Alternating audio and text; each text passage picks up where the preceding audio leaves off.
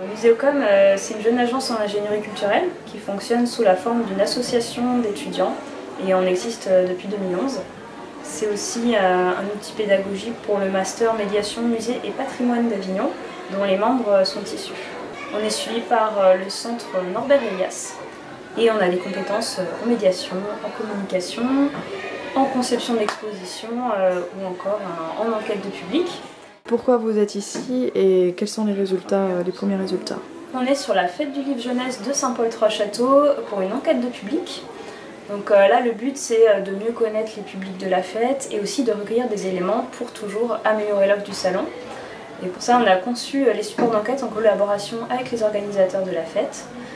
Et donc là, on a une équipe de 5 personnes qui est présente sur les 5 jours de la fête, c'est-à-dire les journées professionnelles et le week-end tout public.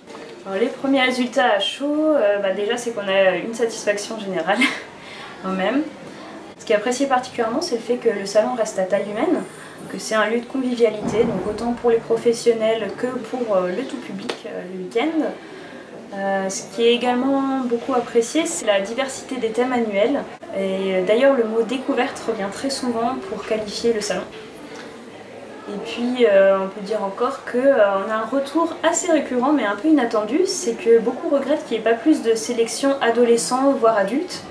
Et ça s'explique entre autres par le fait que certains ont grandi avec la fête du livre jeunesse, qui est quand même à sa 36e édition cette année. Et donc tout simplement, voilà, ils ont envie, ils continuent de la fréquenter, ils ont envie de continuer à avoir des découvertes grâce à elle.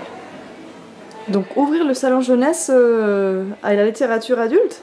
Tout à fait, une petite sélection adulte en rapport avec le thème de l'année, ça c'est un retour qu'on a eu, et même des adolescents de Saint-Paul-Trois-Châteaux qu'on voit qui continuent de fréquenter les rayons de la grande librairie et qui nous disent qu'ils aimeraient continuer à avoir une belle aventure avec la fête du livre jeunesse en fait.